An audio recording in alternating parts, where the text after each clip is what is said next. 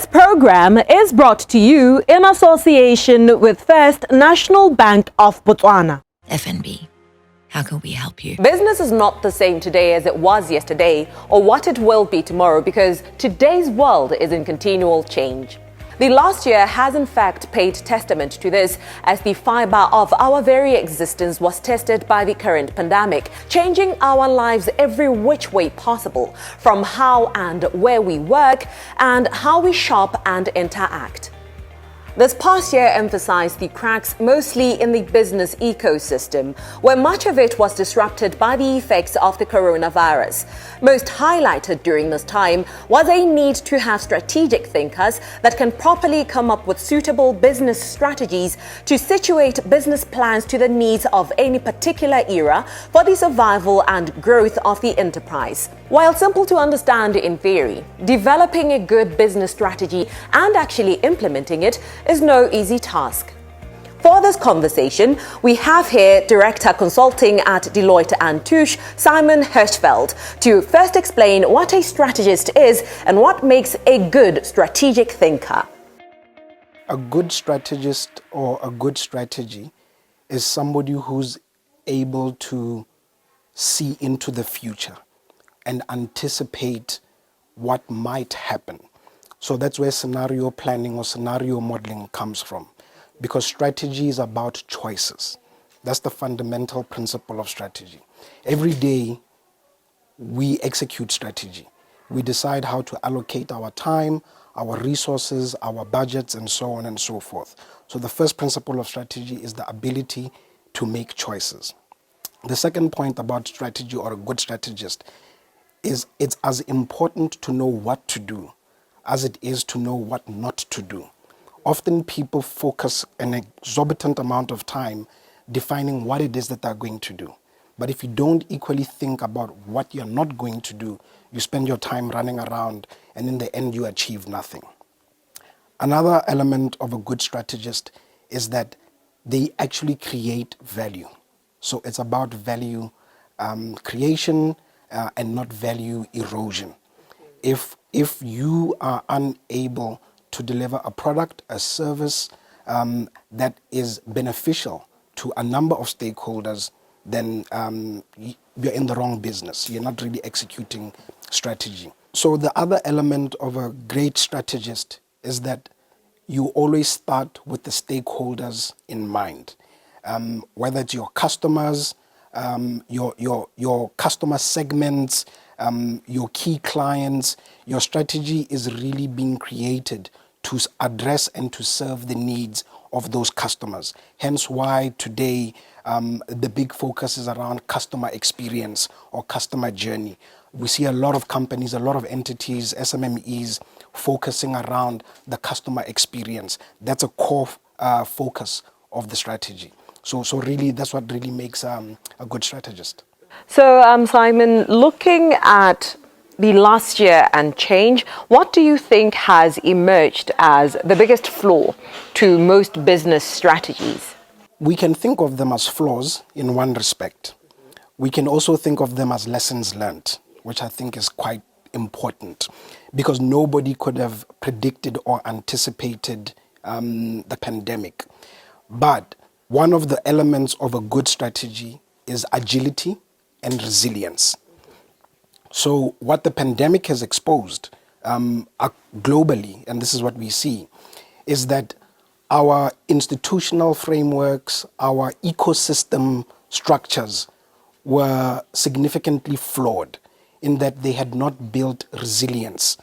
Businesses were not resilient or able to withstand the shocks, specifically if you look at global supply chains and local supply chains. Botswana, being a landlocked country, obviously highly dependent on imports coming in from SADC and predominantly from South Africa. And this was not unique to SMMEs as well, but obviously they suffered significantly. So I would say the key lessons learned was really an over-reliance on external or global supply chains, which highlighted that we had not built sufficient resilience and agility in our internal ecosystem. So really that for me was one of the key lessons learned. Going forward, what does it mean for SMMEs? Going forward is really a focus on innovation, a focus on agility. How do they embed that culture of resilience and ensure that they can withstand any future shocks to the economy? While I can acknowledge that it might be a bit impossible to definitively point out because, strategies are very specific, they're not one size fits all, but I'd like to know, in your opinion, what do you think makes a great strategy or the key characteristics to look out for in a great strategy? Difficult to say because circumstances and situations are different, but if you look at successful businesses that are resilient, that are agile and have withstood shocks, a really great aspect of their strategies is that they are simple.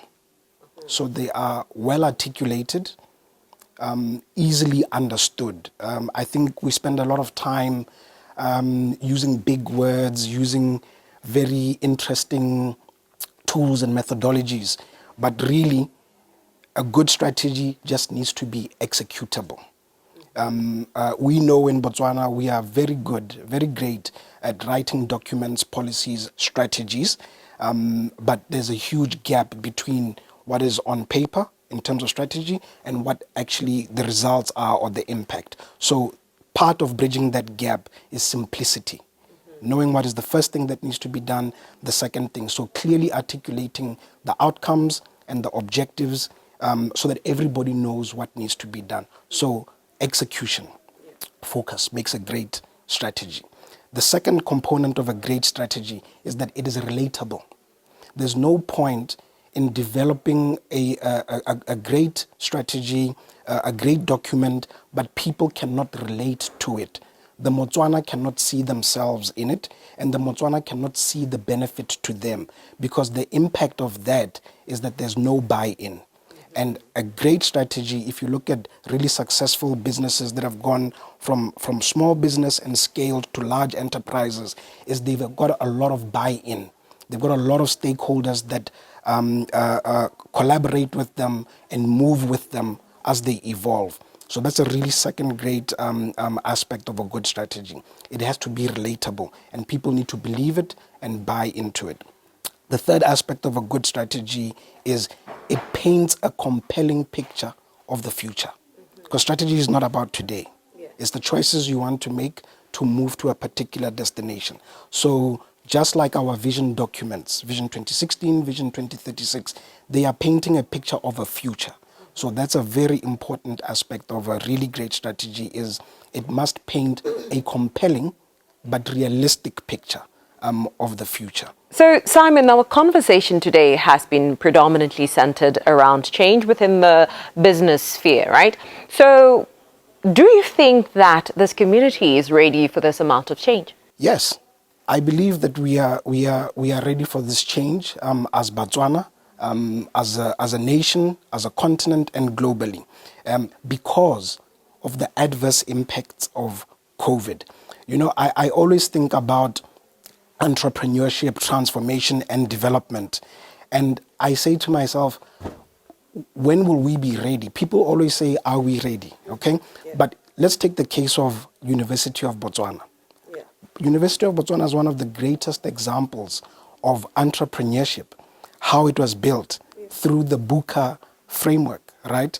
Botswana University Campus Appeal Program, where one man, one beast, and Botswana, both across the country, came and brought their cows, their chickens, and everybody contributed as part of an ecosystem, right?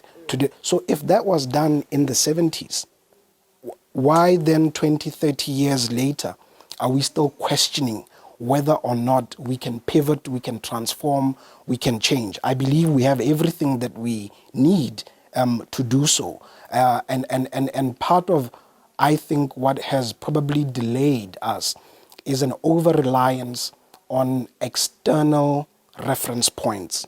I think we've spent many years looking to the rest of the world to help define what entrepreneurship, what business means within a Botswana context. We have to define that for ourselves and be quite clear on what that means. I think we've got a lot of young, talented Botswana.